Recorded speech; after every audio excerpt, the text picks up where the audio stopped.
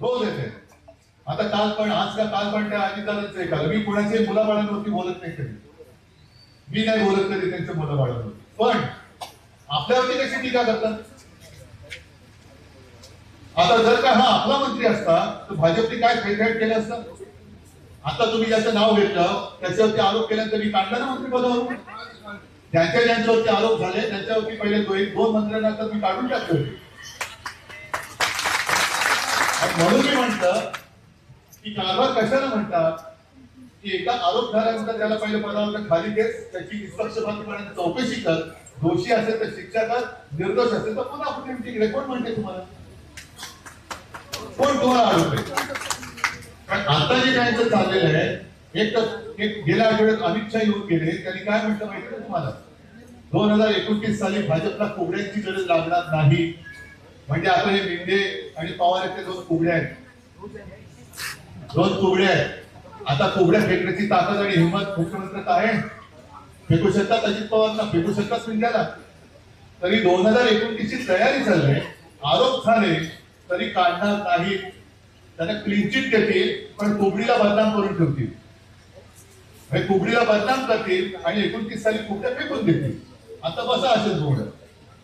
पण एक ठीक आहे, त्यांचं राजकारण त्यांच्याकडे.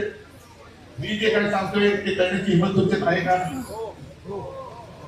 असेल तर हो सांगा, नाही तर नाही सांगा. कारण केशवरावांचं मतदारसंघ आहे. हिंमत आणणार असेल तर मग मला काही बोलायचीच गरज नाही. मग मी एक तुम्हाला सांगतो, आता तर निवडणूक तशी नाही, पण आता नगर परिषदा, पंचायत, महापालिका, पालिका, मग पुढे नंतर सगळ्या गोष्टी येतील. मोदीजीने एक गोष्ट केली होती, आठवते का तुम्हाला, नोटबंदी. किती लोकांना त्रास झाला होता, झाला ना. म्हणजे पंतप्रधान एका रात्रीत नोटबंदी करू शकतात, तर माझा शेतकरी दादा मतबंदी करू शकतो की नाही. मंत्री संत्री वाजंत्री घेऊन तुमच्या नावात आले, मत द्या मत द्या मत द्या.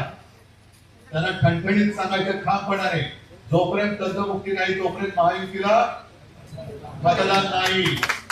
जोपर्यंत हेक्टरी 50,000 मिळत नाही तोपर्यंत महायुतीला, वाहून गेलेल्या जनावरांची नुकसान भरपाई मिळत नाही तोपर्यंत, तडून गेलेल्या जमिनीचा मोबदला मिळत नाही तोपर्यंत, विम्याचे पैसे मिळत नाही तोपर्यंत नुसतं बोलणार की करणार. हा खरा असूड आहे. हा असूड तुमच्या हातात आहे, माझ्या हातात नाही, तुमच्या हातात असूड आहे. हा असूड नुसता फोटो पुरता नाहीये. अरे तुमच्या हातामध्ये शस्त्र आहे, ते तुम्ही वापरत नाही. ते शस्त्र तुम्हाला काय, त्याची ताकद हे तुम्हाला सांगण्यासाठी मी आलेलो आहे. ही ताकद आहे आणि ही जर का तुम्ही दाखवली तर सरकार कोणतेही असो तुमच्या समोर गुडघे टेकण्याशिवाय राहणार. आणि मी तुमच्याकडे आज काय मागायला आलो, काही नाही. तुम्ही जे दादा म्हणाला ती एक कविता आहे, पाठीवरती हात ठेवून फक्त लढ म्हणा, मी लढायचं काम करेन. तुमचा पाठीवरचा हात तुम्ही देऊ नका.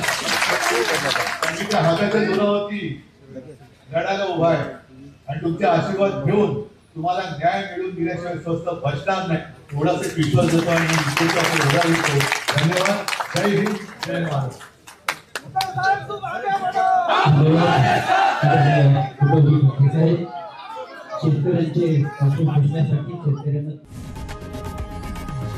लोकशाही मराठी ऐका, पहा, जागरूक रहा.